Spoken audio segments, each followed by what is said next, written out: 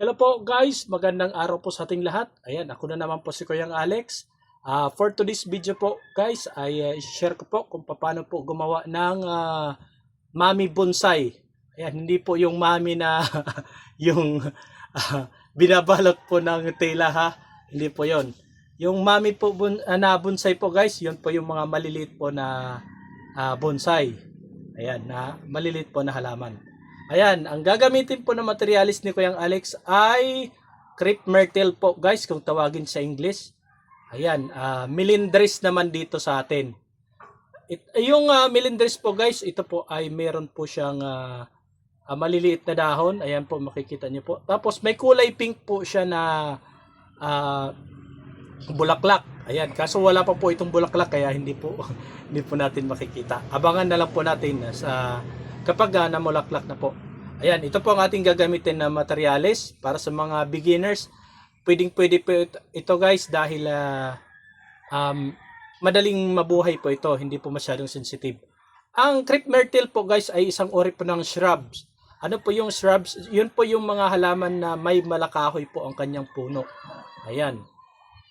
Perennial po ito guys. Ang perennial naman po, yan po yung mga halaman na nabubuhay mula 2 taon or higit pa po. So ayan, example pa po ng mga shrub gaya ng kalamansi, mga ganyan, yung parang puno siya na makahoy, yon. Yun po ang mga shrubs guys. So ayan po ang ating gagamitin na materials at ito po yung ating ibubonsai. Medyo maganda na po yung kanyang puno guys kung makikita niyo po. So ayan po. Next po natin ay meron po tayong maliit na paso. Plastic lang po ito guys. Ito naman po ay ang tinatawag naming training pot. Mapapansin niyo po may malaking butas dyan. Ayan po. Oh. Tapos may maliit na dalawa dyan. Yan naman po ang lalagyan po natin ng anchor ng ating halaman. At yan, ito po yung ilalagay po natin yung wire. Dito po natin ilalagay para may pagkapitan po yung ating halaman na hindi po siya basta-basta magalaw or matumba. So ayan, let's go guys. Wag na po natin patagalin. Siyempre, kailangan po natin ng pruning shear saka plies lang po. Tapos siyempre, yung ating mga binaklas po doon sa isa nating bonsai na mini na ito yung maliit na bonsai, yung mami. Ayan po. Siyempre, kailangan meron po tayong river sand. Ayan po. River sand po ang ginagamit ni Kuyang Alex. Ayan. Tapos, meron po tayong net screen. Ayan. So, ayan guys, gumamit rin pala tayo ng gunting para sa trimming po ng ating mga sanga-sanga na maliliit. So, ngayon guys, ayan, huwag na po natin patagalin. Ayan. At po kayong alis, dyan lang po kayo manood para umpisan na po ni Kuyang Alex. Gugupit lang po tayo ng malit lang po guys na parte ng screen. Para hindi po maubos yung ating ilalagay na yung ating river sand kasi malaki po ito. Lulusot po kaya mauubos po yung ating ilalagay na river sand. Kaya kailangan mayroon po tayong net or screen. Tapos syempre ilalagay na po natin yung ating pang-anchor guys.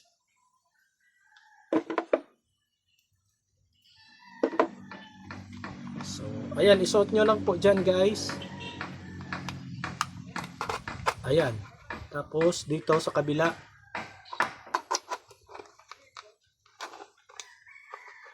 Ayun. So, ayan na po siya guys. Makikita nyo po. Ganun lang po maglagay.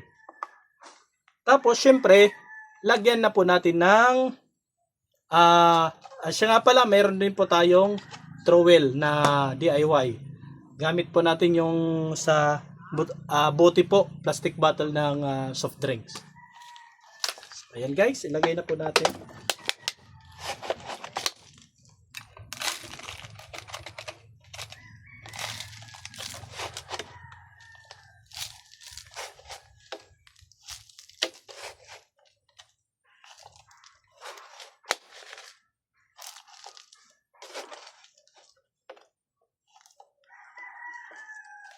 So, ayan guys, hindi po masyadong puno.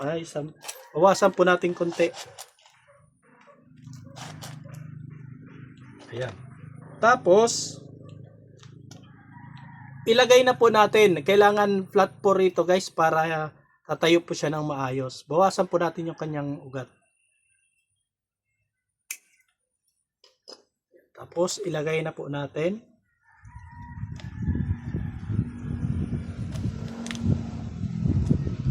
Ayan. Saka na po natin lagyan ng rubber sand ulit.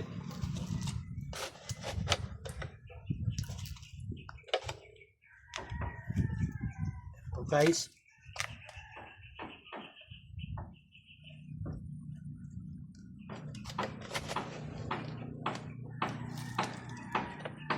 Siyempre, ayan, makikita nyo po.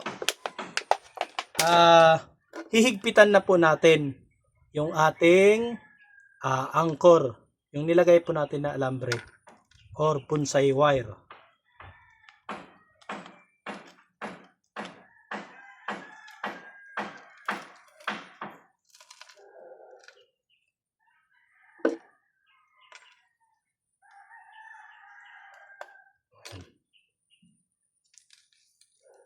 Higpitan po natin guys para hindi po matumba.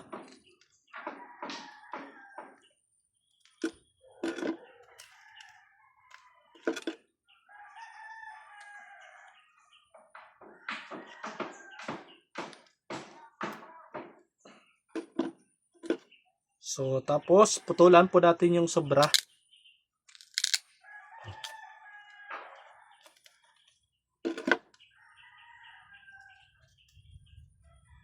So, ayan na po guys. Tapos, ititrim na lang po natin ito. Pero, bago po natin itrim guys,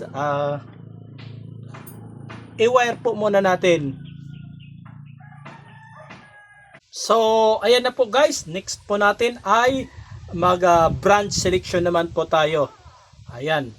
Aalisin po natin yung mga sanga-sanga na hindi po kailangan para mapalago po natin yung maiiwan na mga sanga. So, let's go guys.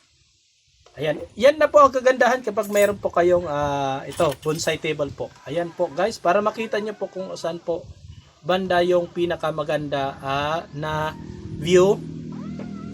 Yung front po ninyo, kung saan po ang maganda. Ayan. Ayan po. Yan na po ang kanyang itsura guys. Pero i-wire pa po natin, mag-select lang po tayo ng mga gagamitin po ng mga sanga. So i-cut po natin ito. Po. So bali po guys, ito na po yung napili ni Kuyang Alex na front. Ayan, makikita nyo po. Kitang-kita po yung mga kurba-kurba ng kanyang puno. Wala. So, ayan po yung magiging front po natin guys. Ayan po. Tara, at i-wire na po natin. Siya nga pala guys, yung gagamitin po natin na wire, dapat malambot po siya ha. Malambot po para hindi po mababali yung ating mga sanga kapag pinipihit or tinitwist na po natin. Tapos, kailangan po guys, kapag tayo po ay gagawa ng mga bonsai at magwa-wire, dapat hindi po natin didiligan ha. Ayan guys, wag po tayo magdidilig kapag magwa-wire po tayo or magtitwist po or kung anong gagawin po dito sa ating halaman na pagbabago. Wag po kayo magdidilig guys. Number one na wag na nyo po gagawin dahil kapag diniligan nyo po, marami po ang tubig sa kanyang mga sanga at madaling maputol or mabalik. So ayan lang po guys. So, ayan na nga po guys, at umpisa na ni Kuyang Alex mag-wiring.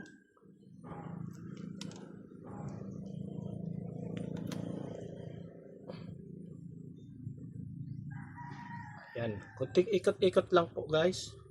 Ano lang po. Dapat maingat po tayo guys na huwag po mabali yung ating mga binobonsai. Pakiramdaman nyo lang po guys yung inyong mga daliri kasi baka mamaya Maputol na po yan. Hawakan ng maigi guys. Ayan, ikutin.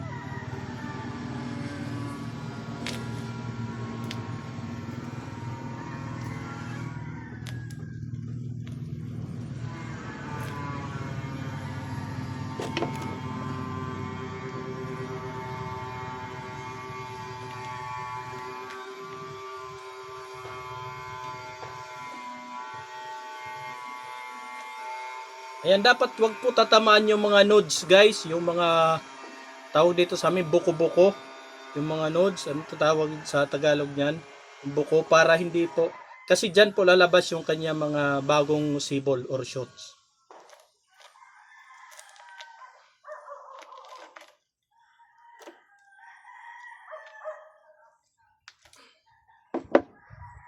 So ayan na po guys, at pihitin na po natin kung saan direction po yung ating ginawang. Dahan-dahan lang po guys. Pakiramdaman nyo lang po guys.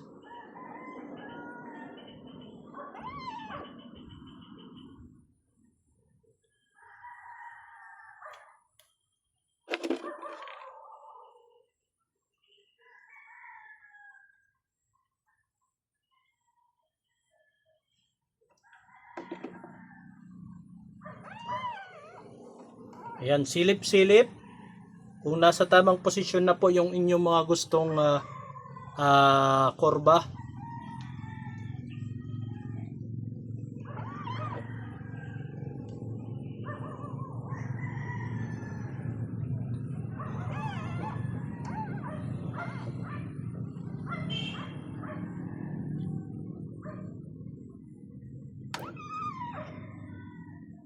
Ganun lang po guys.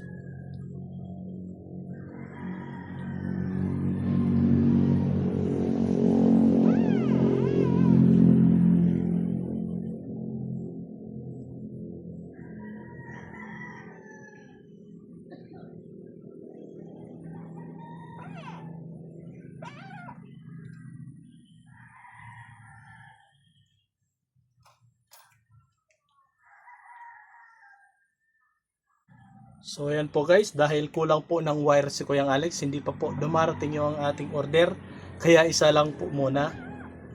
Tapos paano mag wire pagka dalawang sanga, ganito lang po guys. Isuot lang po natin dyan, tapos ayan, tignan nyo na lang po ng maigi para sa dalawang sanga. Dahan-dahan lang po guys, para hindi po mabali yung ating mga iwa-wire na sanga. Alalay lang po guys ha, wag pong masyadong persahin. Pakiramdaman nyo lang po. Basta sabi ni Kuyang Alex, wag po kayo magdidilig guys kapag mag-wiring po kayo. Kahit anong ibubonsay nyo po, wag po kayo magdidilig. Dahil marupok po yan guys. Yan. Ganun lang po. Parang pa-spiral lang po siya guys.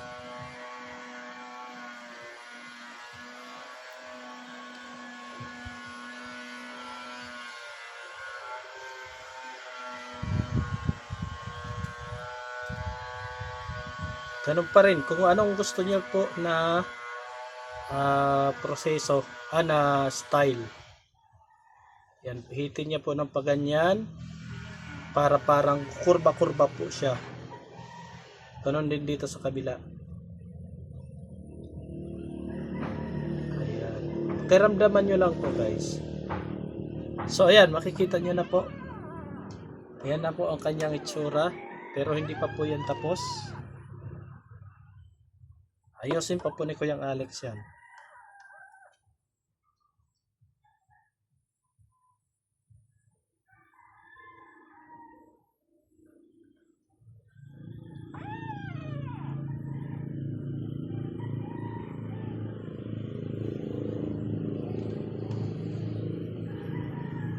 May mga maliliit pa po rito guys na Kulang po tayo ng wire. Tapos, so, ayan nga po guys, makikita nyo po. Ayan, tapos na po tayo mag-wire. Ayan, ang gagawin na lang po ni Kuya Alex ay iti-trim po natin yung mga sobra-sobra. Let's go.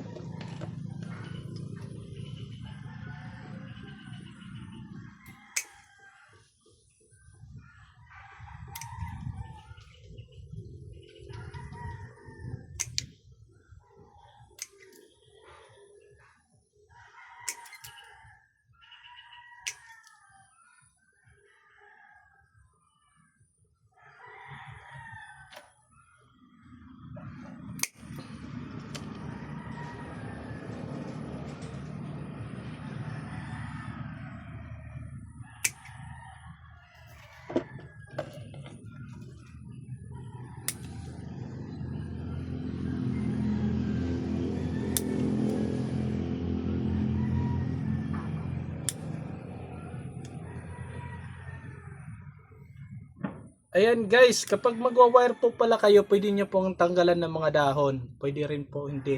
Pwedeng bawasan. Ayan, pwedeng bawasan.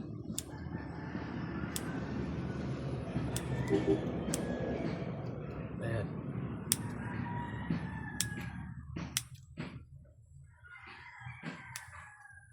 So, ayan po guys, tapos na po tayong gumawa ng ating mami bonsai, or kung tawagin po ay mini bonsai. Ayan na po siya guys, so makikita nyo po. Ayan na po, tapos na po tayo. Hintayin na lang po natin na mamulaklak at saka magkaroon po ng panibagong dahon. So ayan lang po, sana may natutunan po kayo. Ako po ulit si Kuya Alex. Ayan na po yung ating bonsai. Ayan, maraming salamat. At sana may natutunan po kayo. God bless po sa ating lahat. At mag-iingat po tayo palagi. Thank you for watching. Bye!